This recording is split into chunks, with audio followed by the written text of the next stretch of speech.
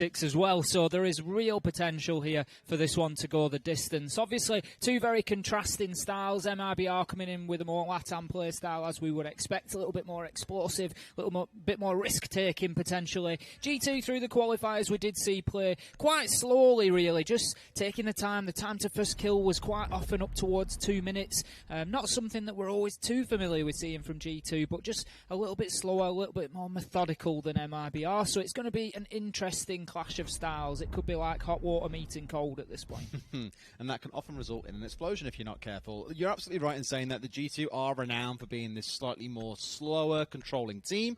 You're coming up against MIBR, who are the jump-out kings, as I like to call them. They love going for runouts. They love jumping out of windows. You've got to be prepared to deal with that, which is potentially why it's quite interesting seeing G2 banning the Nomad away. They even start on the attacking side here, so this to me is saying straight away, playing that gridlock, getting inside the building, making sure there is no way we get ourselves flanked. That is the big threat to them in this game, mind you, unless they're looking to take the fight directly to MIBR and play them at their own game here and go for some jump outs as well. It's part of the reason why they brought Crying in, is they can play this more fluid, aggressive style. This is definitely a tough team to be testing that new formula against, though. As you say, we've got Crying coming in. This is his first game with this roster competitively, so it's going to be really interesting to see just exactly how that pans out. How does he fit in? How does that change the style overall? We've seen, obviously, the recent change for Fabian coming in and taking over those roles that Goga was so famous for, playing a lot of Thermite, getting the plants down, as we commented, joint second top planter in the close qualifiers with 10. Fabian really grew into that role very quickly. I would say he got in there, he got a lot more frags than he might normally get. He was really, really instrumental in playing a sort of really good flex role, but still picking up all the support elements. So I'm interested again to see how Fabian goes on. If I were G2, I'd be looking to keep Fabian just doing more of the same. The last thing I want to do is come in and impact on the way that he's played for the last 4 or 5 games we've seen him in. So that's going to be interesting to see just exactly where Crying fits into that. As you commented, Des, coming in, MIBR are going to be a team that look, generally speaking, we would expect them to look to get themselves around the map, get out on the roam, jump outs, the odd crazy player here and there, and without the Nomad, G2 is going to be very important how they control the map and how they control those spaces and those flanks and rotations. We've seen a number of teams start utilising the deployable shields around here, and straight away, Novice wasting no time in trying to get himself involved in finding a spawn kill, but not quite to be. G2 getting lucky there to not lose one early on, but still 5 alive means they can still continue executing on what they've got. Crying is sitting into more of a flex role in this team, you'll find, as well as Pengu and Fabian go more towards the supportive style that we're used to seeing. Gotta say, you're already seeing it. 2 playing downstairs, though, on the side of MIBR here, just trying to keep G2 guessing and make sure things are slowing down. Trying to run straight into sight, but Bullet puts a bullet quite literally through Uno's head. Crying's going to find one back onto Cyber, putting us in 4-4. But we are literally 30 seconds into the round, Ace, and already there are multiple kills coming back and forth. This round is summing up perfectly what we expected from this match. 2 teams coming in and really going at each other. Kanto there picking one up with a headshot onto Hugsword, but M-King trades that straight back out with one of his own onto Crying. And it's just absolutely back and forth. They are just toe-to-toe, duking it out. Pengu gets in there with a kill onto M-King, puts them at the man advantage, and G2, in what is a very short first round, go in there and get the win for themselves. Get themselves 1-0 up, an early little pin in the map there to say this is what we're here to do. In stark contrast to the first series of the day as well, between SSG and Norarenga, we saw some of those rounds running out to the timer, sometimes down to the final 30 seconds before kills finally started coming back and forth. But here, MIBR straight away, spawn peaks, charging into sights, Bullet, aiming down the corridor, daring G2 to even try and push up to the top of red stairs. And he was there waiting. But to give it to Crying as well, 2 kills in that round. He was the one who brought a bit of composure back to G2 at the start. They lost a couple of members, but he was more than happy to trade those kills back. So good starting for the newbie to the team. Let's see if they can repeat it back into round number 2. Going back to the same site once again. Expect to see more fireworks fly with MIBR on the defence. Honestly, I can't. We couldn't have had a better round to set this fixture up. This is what I wanted. It's what you need after a nice break like that as well. It certainly is. It just fires us straight back into it. And I think it's interesting to see there. We've got Crying come in. Now, obviously, Crying is a very different player to Goga. We saw him through Challenger League a couple of times, topping the board in terms of kills. Really, really aggressive, good fragger. So getting him in there. I know he's playing more of a flex role for G2, but I feel like that just extra level of aggression that maybe he he brings over Gorga. We've just seen there Uno and Kanto then be allowed to just really charge in towards site. Uno died, you know, straight off the bat, but he was already on his way in through that single door into site. He was putting the defenders on the back foot, and that's not something that we've seen from G2 through the close qualifiers. As I commented, it's been very, very slow, very methodical, and that's a clear statement from them that that's not going to be the case. We've got Uno on Ash again. You know, how much more of a statement do you need of aggression than bringing the Ash straight off the rip? And Uno, I'm sure, is going to be looking to do some damage with it, but he's got Cyber up above now. Let's not forget, this is a map that Cyber likes. In that 8-6 victory against Black Dragons, Cyber coming in 21-8. There's absolutely decimated Black Dragons on Villa. So we're going to have to keep a close eye on him for what he does here to G2. And playing with the FO12 on the Ella, as we so often see her doing these days, trying to play more in close range around those hatches, be prepared to go for an aggressive drop and try and get that one-shot kill onto someone playing below.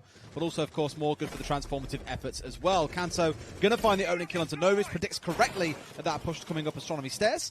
Now they have some control on the north side of the map and can start pushing in, but it was around here last time where Bullet had the top of Red Stairs on lockdown. We saw the initial push coming through, and he found a kill as soon as someone came charging up Red Stairs. Got to be very, very wary of where they're trying to hide here, what corners they're setting. Even see one or two lay down, and just like that, almost saw another one coming through. Bullet finds the down and the kill onto Kanto, bringing things back up to 4 apiece. Bullet, a good couple of rounds so far, finding very early kills for his team. I know I've commented on Cyber, but it's not fair to give him all the limelight. Bullet as well on that map after having a poor map prior to it. Against Black Dragons, came in 14-9, 50% headshot. Really did a great job for his team when they needed it, and it looks like he's carrying that on here. So we now find ourselves in a 4 versus 3 as it stands, and MIBR are on top for the time being at least. We've got Crying pushing into 90 corridor now. He is on low health on the Thatcher. Pengu takes the head off M-King there, though, and that will bring things back to 3 versus 3, all squared away, but has enough attention been paid to Cyber here? How are G2 going to hold down the rotates, other than putting a flank watch in place? They don't have the Nomad, they don't have the gridlock, they don't have necessarily the ability to do that. So they're going to have to be careful there. Pengu pushing in towards site there, getting a kill onto Bullet, and I'm just starting to wonder if Cyber has left this rotation too late. Hugsword is a sole man in sight, all alone on the smoke, and the pressure is starting to mount. It must feel like a bit of a pressure cooker in there, but he will get one down for his trouble. Fabian is in behind bar making the plant. The smoke grenade will miss, and Fabian will be able to get the diffuser down. Hugsword does get one onto Crying. Fabian moves in with one of his own, and Pengu finished things off with the second on to the late to the party Cyber there.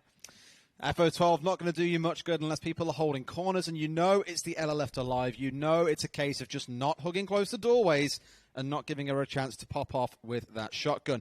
A really interesting round because the longer it went on, the further apart MIBR spaced themselves. At first, they started off all quite closely collected around site, just holding angles more towards the north side and towards stairs. Eventually, you saw the Ella playing downstairs, just trying to cause chaos from below. They don't seem too afraid of, okay, we've lost one or two that we now need to get closer back together. We'll still just keep on trying to spread apart a little bit and catch them out as they try and move through different areas of the map. Now going around to dining room and kitchen, mind you.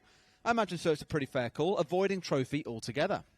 Yeah, I think you commented to me earlier, Des, it's something that MIBR seem to do, is they don't not really play like trophy. that trophy site. They do prefer AVG, dining room, kitchen, and the library just to rotate around rather than, you know, if they need to, rather than using the trophy site. So that's going to be an interesting aspect to this. How can they hold on downstairs? We've got Kanto on the book, so they've got the tools in place to get up above them, G2, open the floor up and start to work vertically. Again, a team that we know those angles very, very well. You speak about this vertical play, but that's exactly what I'm expecting MIBR to do here. The common way you defend this site is to start upstairs, open up some holes into the doorways, in towards the sites, and essentially paralyze the enemy team from even being able to push in and get a plant down without first clearing the upstairs. So you force them to come to you. And as we've said so many times already in these last 2 rounds, MIBR are a very aggressive team. They will get up in your face. They will stop you getting in through windows. I fully expect them to have some members playing upstairs here to cause a bit of chaos. And you've already got Cyber on the far south side of the map. The opening kills here are going to be more important than ever, as you say, Des. We've got MIBR players upstairs looking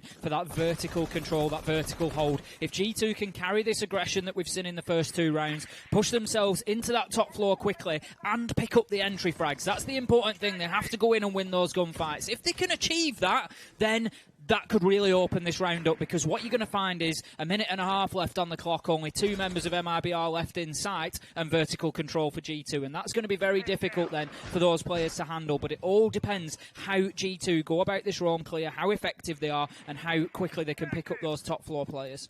G2 are playing this very carefully right now as well. Started on the south side immediately. First call, get on the drones. You saw Fabian leading them in as well. They have 3 of them crawling around this bottom side of the map. Fabian currently sat outside as well with the diffuser, of course.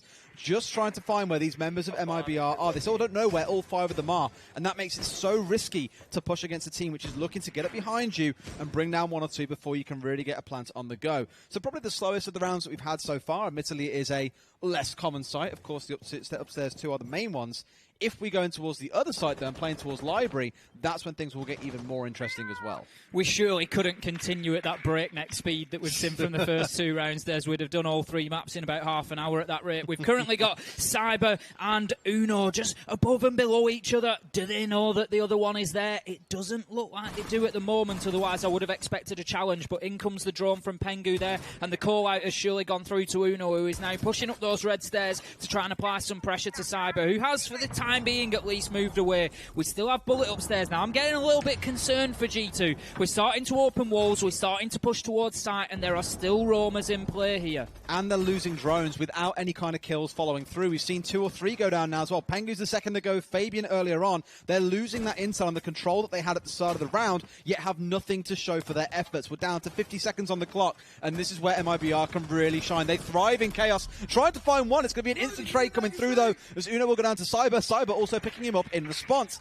Pengu's going to find Bullet putting into a 3 versus 3 with 40 seconds. Literally 10 seconds go by, and 4 people are dead. They really don't want to make our job easy today, do they, Des? Calling 4 and 5 kills at once. 2 come in from Fabian and Kanto, both on headshots. M-King now has it all to do 1 versus 3. He will get the first. The second 2 are paired up, so he's going to have to be careful here. They're just going to be looking to challenge at the same time and to get a trade out of this. They need to be careful about the timing. Nice. And they don't need to worry about the timing as Pengu steps around the table. M-King doesn't know he's coming, and that will be round number 3 going in favour of G2 and on the attack here on Villa, Des. Got to give it to Pengu. In the dying moments of a lot of these rounds, when the final few members have been left alive, he's been hitting those crucial shots that could have swung rounds back the other way.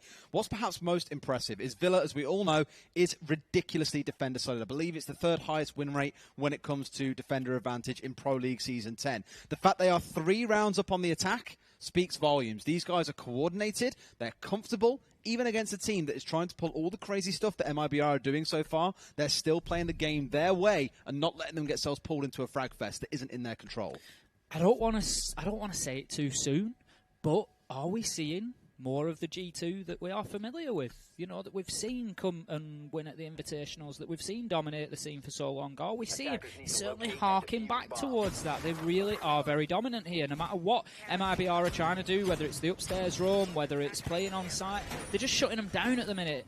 More than anything, it's the fact that they're winning the gunfights. They're coming in and they're winning every single one of the fights that they need to. They're losing a couple of men along the way, but that's absolutely fine. That's not a problem, because they're going in there and they're getting the trades as well. That's exactly it. I was going to say, despite the drones in the last round being lost early on with no real benefit being gained by the team except for, oh, someone's in this area of the map, and as we all say, information is only good for 5 seconds. After that, they could have sprinted halfway across the map and you've pretty much lost them from there. Most interestingly, though, Tim, we are on to our 3rd side of the map, and it still isn't trophy. We're playing now inside the library. And Living, we don't really see this all in pro play. It's an MIBR special. It certainly is. So it's going to be something new for us. We can see them setting up there in Aviator Games. There's a lot of utility being expended up there. So they're obviously very keen to keep hold of that area. They don't want the walls breaching from study. They don't want too much pressure being applied through open breaches. Trying to force G2 in through those single doors, which is one of the big strengths of the Aviator Games area, is that you are limited to single doors if you can't get a breach successfully. So a lot of utility expended up there. The Bandit of Bullet up there, just getting those walls electrified and preventing them from pushing in through there. It's my other concern with holding two members, or they were holding two. In fact, they still got the Mozzie around as well by the looks of it, is there aren't really any drop hatches for you to go through when you're on this side of the map. You're basically stuck here and left to die, and your whole aim is to get as many kills as you can. Great pre-fire coming through from Fabian to find the header bullet, and that pretty much shuts down this south side defense from MIBR inside the first 60 seconds. I don't want to start drawing conclusions yet, but compare this to the speed of Space Station earlier on. Even against a team like MIBR, who they know are aggressive, they are moving through these maps so ridiculously fast. You hit the nail on the head, Des. If Space Station are watching this, they need to be having a very good think about it, because it is going to be difficult to contain this sort of pace and aggression. It's not something that we're necessarily familiar with from the EU teams. It's not something that we would necessarily associate with them. But Kanto coming in there, another headshot onto Hugzord. And Kanto at the minute is a dangerous, dangerous player. He is absolutely going off. He's picked up a couple of opening kills now, round 2 and 4. His head. No. He's having a fantastic game. Novice will take him out there, but Uno will trade that one straight back out, and that comes back to what I was saying. Working in pairs, working together, feeding that information. So now we've got a lone man on site. Cyber, if there's anybody you want down there, if there's anybody capable of a 1v3 clutch situation, it is going to be this man, Cyber, but he is currently on about 70 HP. He's got the gun for it, he's got the Jaeger, but he now needs to start thinking about control inside. He does roam out, and this could be a very clever move because they are expecting him inside. Shots have come in from there. Fabian will go in and look about getting a plant down. Here comes Cyber on the flank, but I think again G2 are aware of that. They just have their information game on point. They know exactly where he's coming from, and he can't even get through the door before Pengu cuts him down and finishes the round off for G2 again. 4-0. It's Pengu again with the calm and collected kills later on in the round as well, just not dropping anything. And the devs were very kind, saying he is arguably the best player in the world at the moment, making a great case for it today. A quick pause, timeout coming through, I imagine, for MIBR, because this is not how they expected their defence to go. MIBR absolutely needed to slam the brakes on at some point. They just could not let this continue. So I think, yeah, absolutely no surprise to see the timeout coming out here. What, at this point, are you saying to those players, though? What is it that you can say? They're in the right areas. They're just getting deleted. They're in the right areas. The biggest mistake I think they're making right now is they're not playing in pairs. You look at the isolation across floors or in different rooms of where they're playing. If someone loses a gunfight, there is no one there to force a crossfire or to force a trade. And that is the biggest strength you have as both attackers and defenders, is playing in pairs. We speak about it a lot with G2. They're always backing each other up. If it's not with a gun, it's with a drone. They're following each other in. There was a great example there where Krim wasn't followed up, to be fair, inside bedroom and got himself dropped down pretty easily. But otherwise, they're going in pairs and making sure trades are coming through. Watching the next couple of rounds, how many trades come through for G2 versus MIBR? I guarantee you everything goes the way of G2. It's a very good point. As you said, each time we see one of those MIBR players drop, it is alone. The end of it. It's the end of that battle. It's they go down and then on to the next G2 kill, essentially. So, yep, you're absolutely right. They need to be playing a little bit closer, a little bit more back-to-back, whereby they can have an impact. Even if you lose a death, at least somebody else can come in and have an impact on the round and keep that man count level. But heading into round number 5, things are getting dangerous here, and it could well become a whitewash very quickly. The thing I would worry about if I was MIBR would be the maps that I'm heading into, if this is going to be the case. And also the fact that every single round they've played so far, they've lost. Again, on defence, they have the freedom of every site. Yet despite whatever they've thrown at G2, they're still managing to catch it and deal with it very, very comfortably. So even when there's this kind of unknown factor being involved, including where might they be playing, what site they're going to be playing, so on and so forth, G2 are still adapting and handling it just fine. It's not a problem for them right now. It really isn't. So we're going to be heading back into game now. We will head out of that tactical timeout. So heading towards round number 5, we are 4-0. Look at Pengu there, top of the board, 7-0.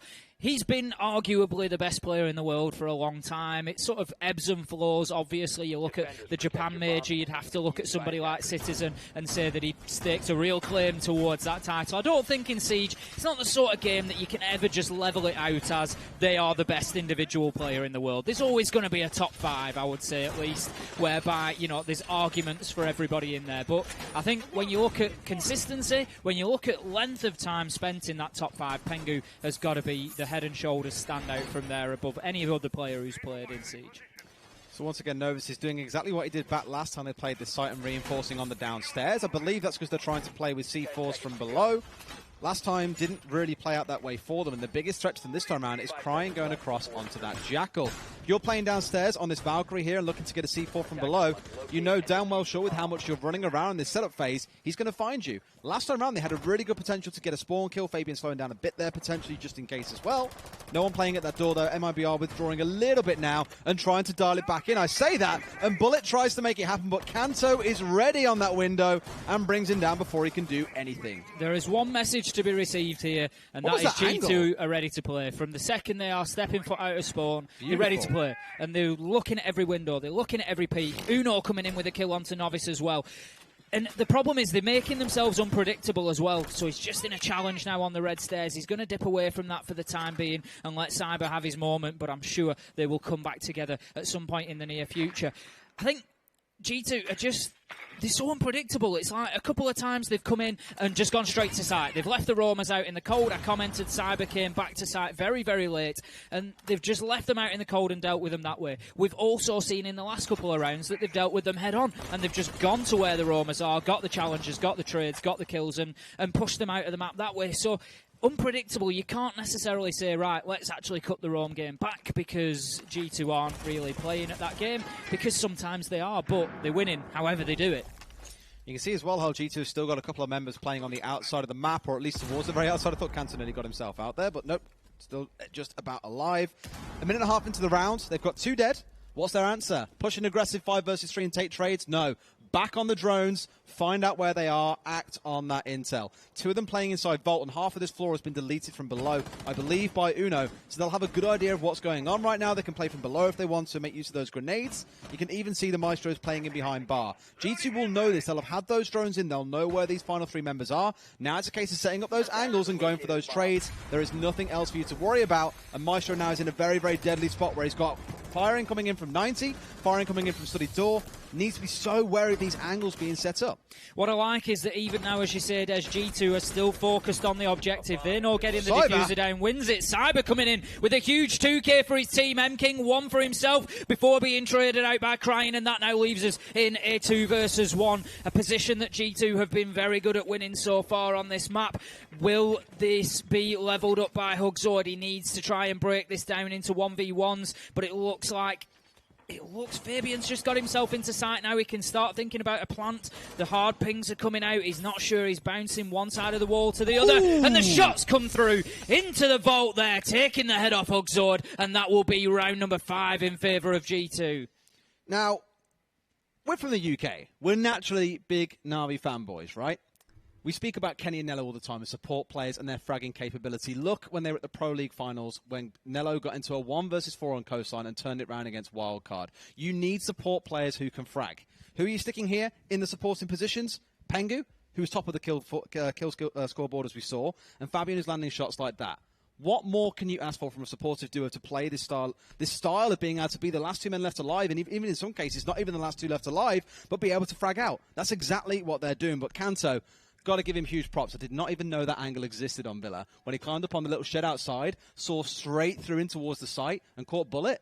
I don't think Bullet even know what hit him from that angle. He was like, what on earth is that? It was disgusting. Kanto's entry has been ridiculous so far this game. 3 out of 5 kills have gone in his direction for the openers. We're going to be heading back to AVG for round number 6, MIBR. To be honest with you, I think it's now a case of we don't really know what to do. Where can we go? They've tried a few sites around the map. They haven't really come close to winning one of them. 1v2 is about the closest that they've got to locking a site down and to winning it. So really, what do they do at this point?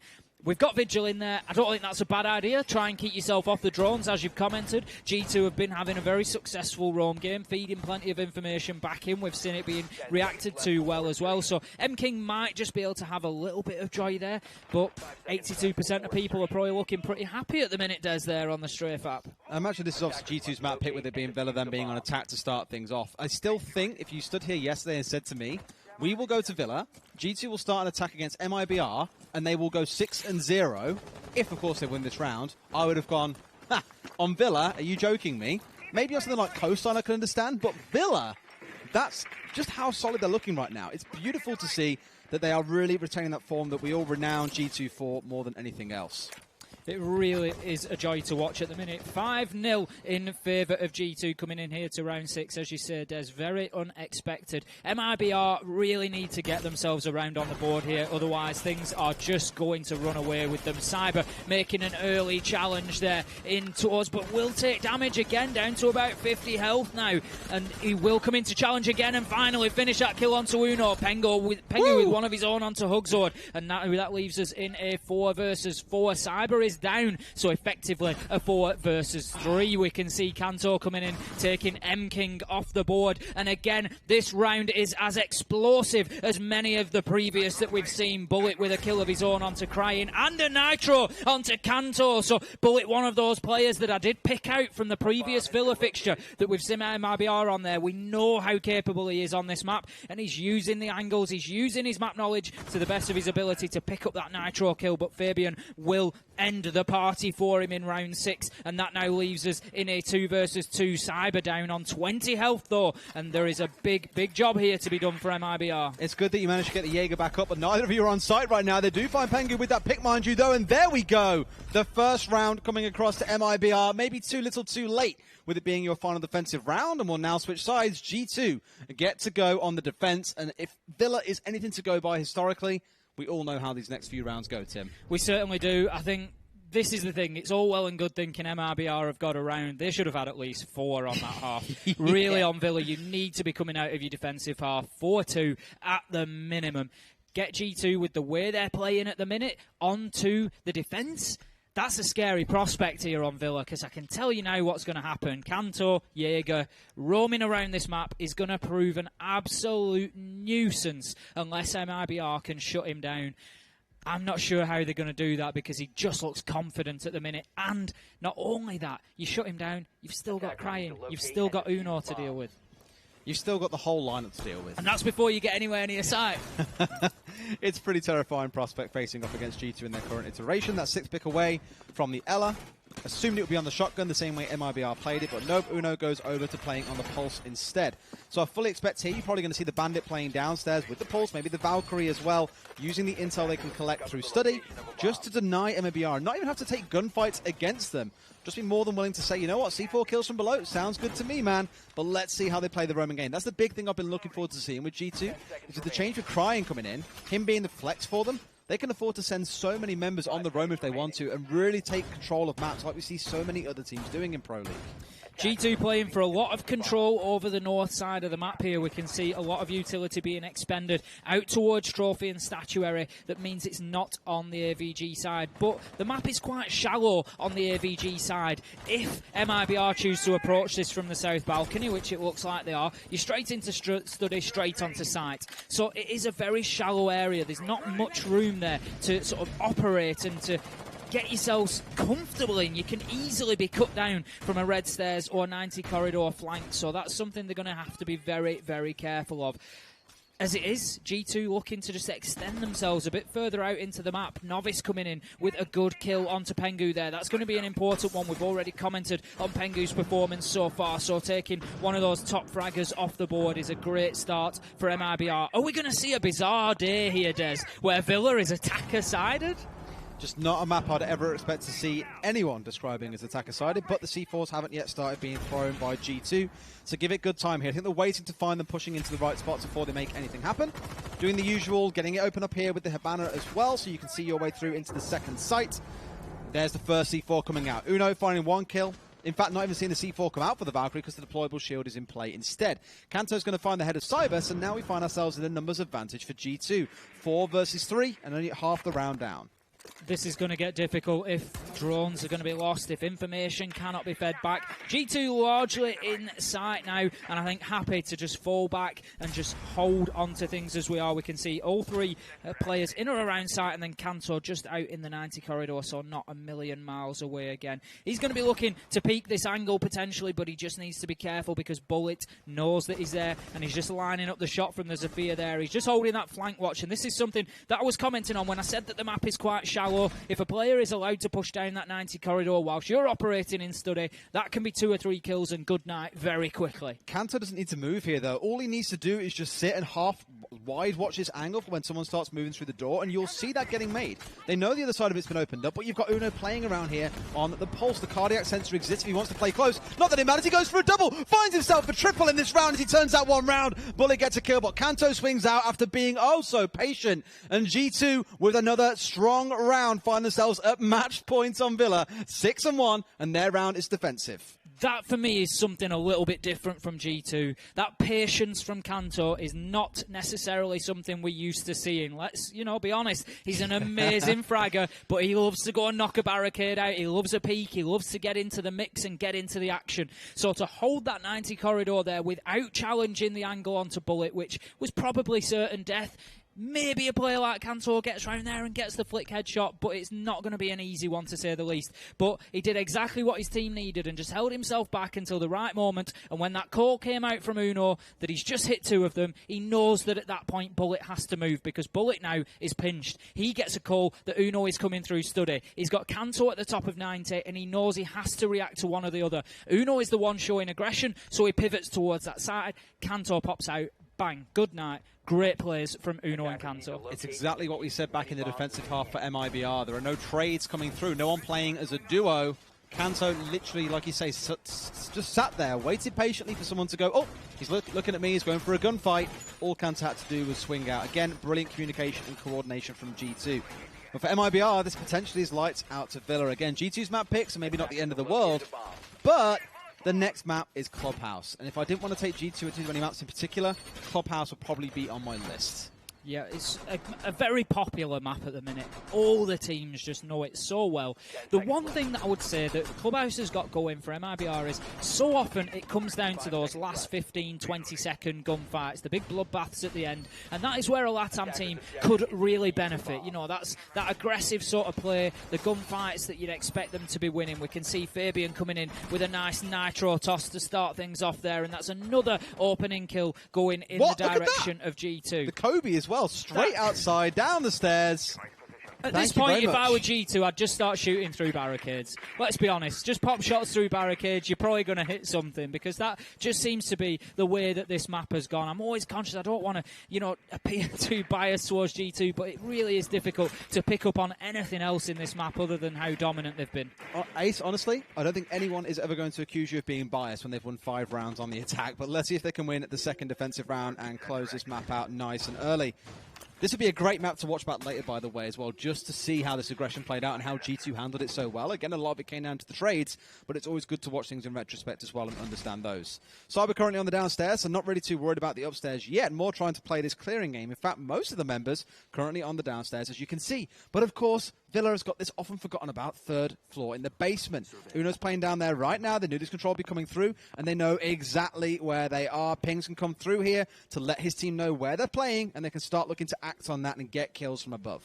As you say, if MIBR recognise that, if they get the drones down there into the basement level and recognise that Uno is down there, it's probably a cheap kill for them. He's down there on his own. You get down there with 2 or 3, you're going to pick him up. You're going to deny G2 all that information that they're going to be getting. Cyber has to take big shots from Uno before they even appear to be aware that he's down there. I'd really like to see MIBR just clearing that map out, getting that information a bit better, and just getting down there and making those challenges, because you cannot allow an operator like a Pulse to sit downstairs and just feed information back for the entire round, because that is only going to end one way. Well, it's burnt out pretty much all of his utility here as well, so Crying can sit very happily at the back of Astronomy and just wait for someone to try and push through. Even got the deployable shield there to play around if he wants to, as we all call them now, the mini mirror shields, the deployable mirror shields.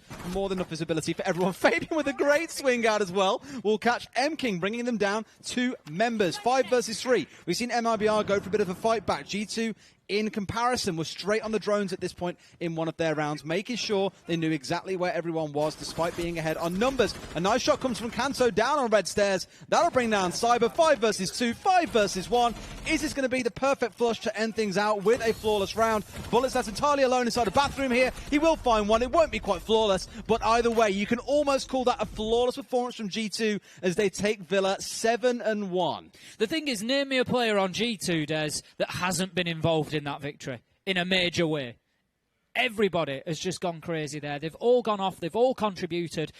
And I think the word for MIBR has got to be stunned.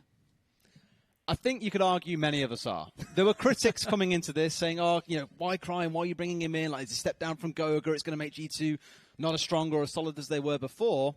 He may have been quiet. He was pretty good in the first few rounds, getting a few double kills coming through, but he still contributed, like you said, on the Valkyrie a few rounds, giving the intel over to them, being a huge player for them. And with how confidently the rest of the team played, that's a team effort. It's about facilitating. It's about facilitating those other players, Pengu, Fabian, to get out there and really do what they do best. And they've just got so many facets. Each one of those players has got so many facets to the game at the minute. As I said, Kanto, you'd normally expect him just out there hard fragging all the time.